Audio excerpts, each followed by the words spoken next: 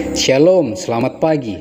Kita bersyukur karena kemurahan Tuhan. Pagi hari ini kita bisa berjumpa kembali dalam renungan pagi bersama yang diambil dari buku Maranatha Tuhan Datang yang ditulis oleh hamba Tuhan Nyonya Ellen G. White.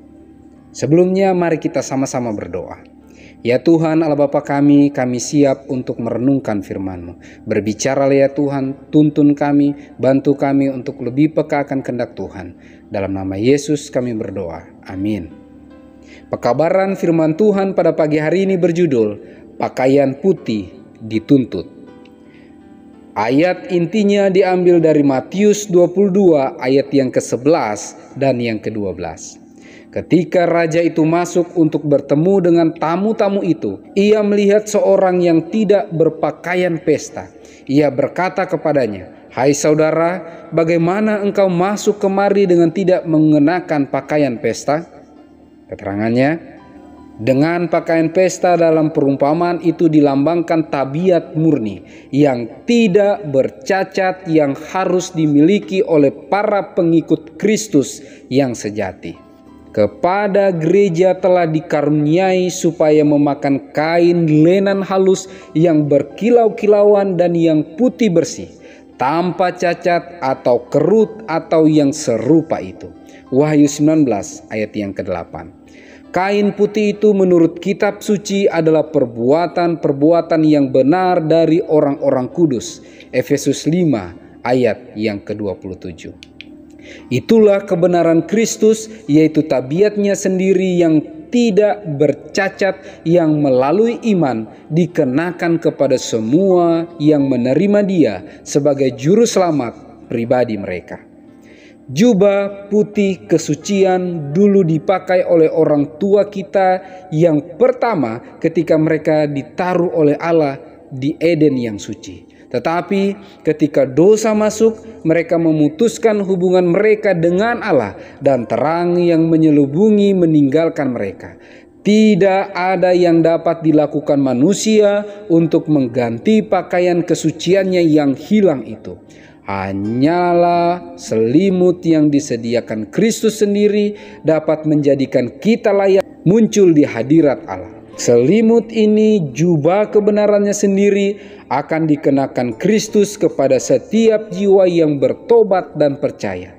Jubah ini yang ditenun dalam pabrik di sorga, tidak terdapat benang buatan manusia. Kristus dalam kemanusiaannya mendirikan tabiat yang sempurna, dan tabiat ini ditawarkannya supaya dikenakan kepada kita.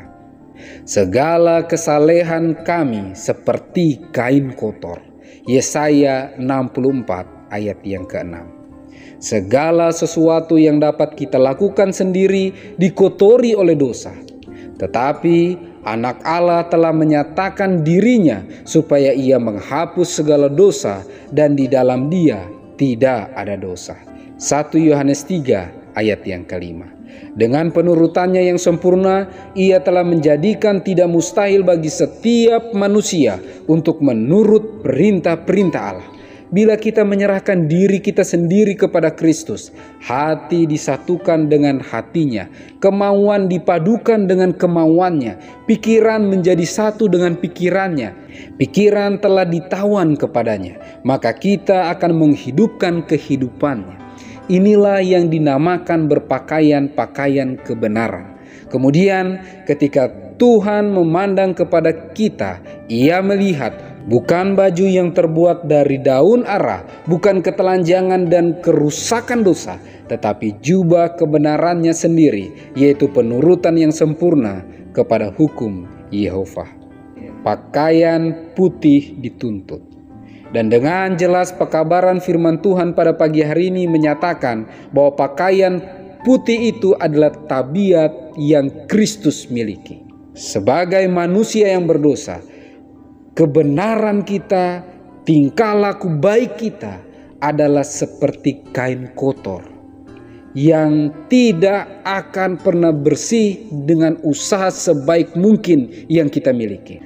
Tetapi apabila kita datang kepada Tuhan, maka jubah putih itu akan dikenakan kepada kita dan dikaruniakan bagi kita, umatnya yang percaya. dengan penurutannya yang sempurna, yaitu Tuhan kita Yesus Kristus. Ia telah menjadikan tidak mustahil bagi setiap manusia untuk menurut perintah-perintah Allah. Kenapa? Bila kita menyerahkan diri kita sendiri kepada Kristus, hati disatukan dengan hatinya.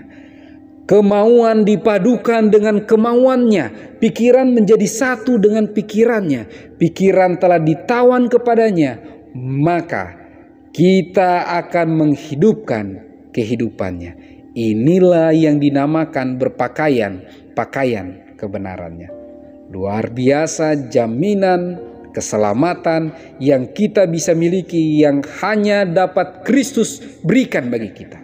Mari datang lebih dekat kepada Tuhan, menyerahkan diri kita kepada Kristus, sehingga dengan pertolongan Tuhan, hatinya, kemauannya, pikirannya menjadi bagian kita.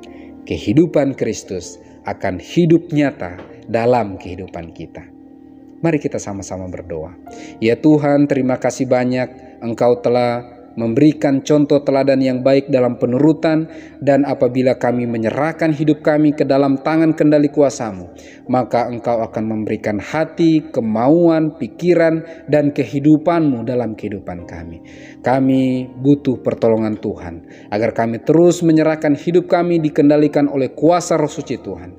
Pagi hari ini ya Tuhan, kami rindu dengan pertolongan Tuhan, meterai Allah yang hidup itu, dan roh hujan akhir bisa menjadi bagian kehidupan kami. Kiranya Engkau memberkati seluruh umat-umat Tuhan dengan kesehatan, kekuatan, umur yang panjang, diberikan murah-murah rezeki dari sorga, diberkati dalam segala hal yang dikerjakan yang berkenan di hadapan hadirat Tuhan, sehingga dengan pertolongan kasih-Mu, apapun pergumulan, tantangan yang kami hadapi hari ini, bahkan selanjutnya, dapat kami lewati bukan karena kami sanggup, tapi karena Engkaulah yang terus menyanggupkan kami. Terpujilah nama-Mu ya Tuhan, karena kami berdoa dan berserah hanya dalam nama Yesus yang adalah Tuhan dan Juru Selamat kami. Amin. Maranatha, Tuhan datang. Tuhan Yesus memberkati.